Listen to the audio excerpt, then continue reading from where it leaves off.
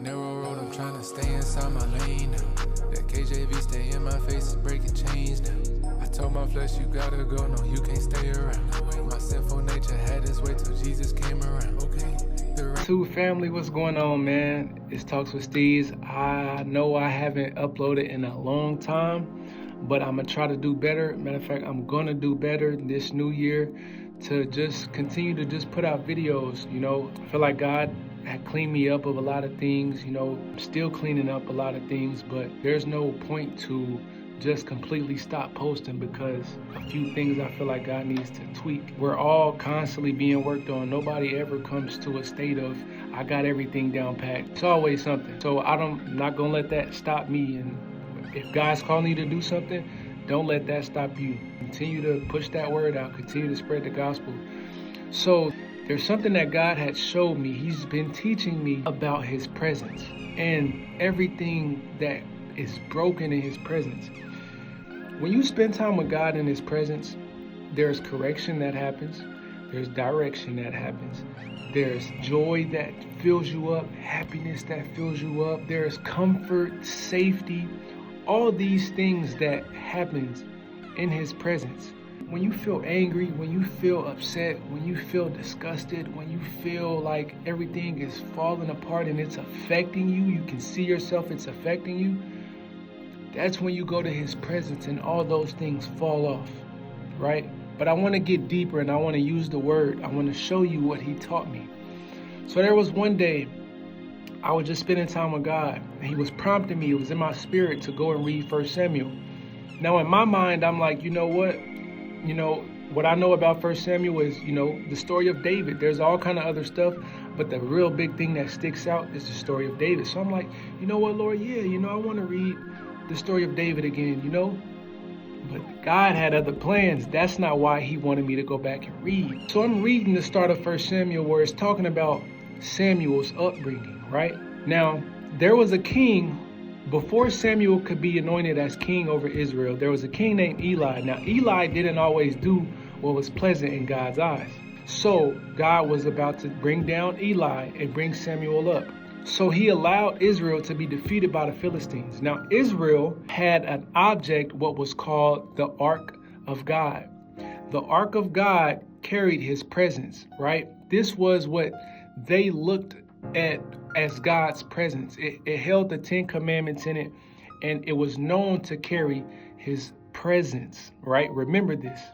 The Ark of God carried his presence.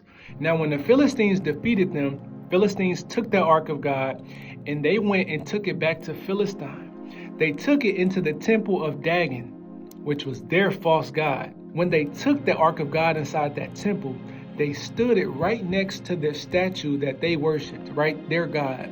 It was called Dagon. So you got God's presence and you got this evil false idol, this false god that people worship, and that they got it standing right in front of each other, right?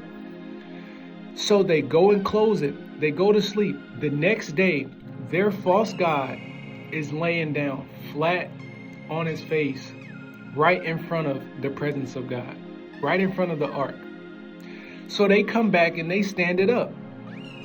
They come back the next morning. Not only do they find that statue face down again, now the head is cut off. Now the hands are cut off. So it got me thinking. And the people said, what can stand in the presence of God? So God really showed me it's in my presence that nothing can stand in my presence. Nothing. Think about that. Nothing can stand in God's presence. So when you deal with certain stuff, when you feel certain ways, when let's say you fell back into bad habits, right? Or you got bad habits that you never broke, but you want to get it broken off. Certain things about you that got to change. Or, if you're a believer and you just feel angry that day and you feel so many different emotions that day and you find yourself out of line of what God wants, how do you come back and reset, right? Because you got to realize God is not anger. God is not unhappy. God is not bitter. God is not grudge holding. God is not any of these things.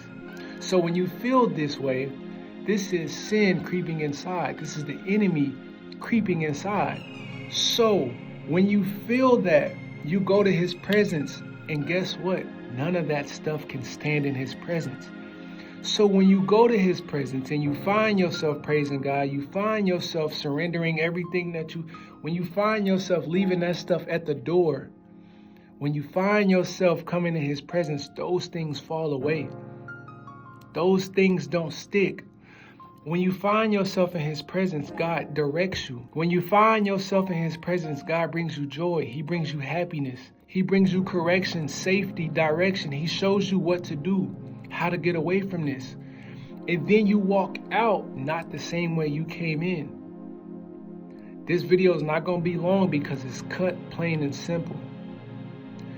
Stay in God's presence. I'm real big on relationship.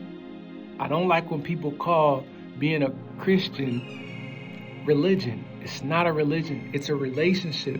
When you make it your core focus to spend time with God, you're in his presence. God said, shut the door behind you. Meaning when you go and spend time with him, like, look, I'll say this. Talking to God when you cook, talking to God when you're in the shower, talking to God when you're driving. All those things are great things. Never stop doing it. But God wants us to be intentional. He wants you to go into a room where it's just you and him. Spend time with him. Spend time in his presence. Why? Because there's so much correction in his presence. You feel that peace. You feel that joy. Why? Because that anger that you came in with, that bitterness that you came in with, all them old ways that you came in with, you come into a place where his thoughts become your thoughts. His likes become your likes. The things he loves become the things you love. The things he hates becomes the things you hate. You start to feel that. So because of that, you like, Lord, I don't want this. I don't want this anger I'm feeling. I don't want to hold a grudge against that person. Lord, I don't want to continue to smoke. I don't want to continue to mess with the men and women. I don't want to continue to drink. I don't want to continue to lie and do all these things. Why? Because you're in his presence. That stuff is falling away. It can't come in there with you because it can't stand in his presence. It falls face first, head getting cut off, hands getting cut off. What can stand in the presence of God? And I thought that was so beautiful. I'm like, man, all the times I've read 1 Samuel in the past, this never stood out. I just read right over it. You know what I'm saying? So, man, when I learned that, I'm like, yo, I gotta tell somebody about this. You just want to tell somebody about it, you know? So, man, I hope this helps somebody out there, man. If you got questions, just drop it down in the comments. If this helped you out in any way, or, you know, you've done this before and it's done so many things in your life, drop a comment anyway, because you never know who it might help, you know? So I'm looking forward to dropping more videos this year, just continuing to spread the light, you know? So I love y'all, man. Till next time, we out.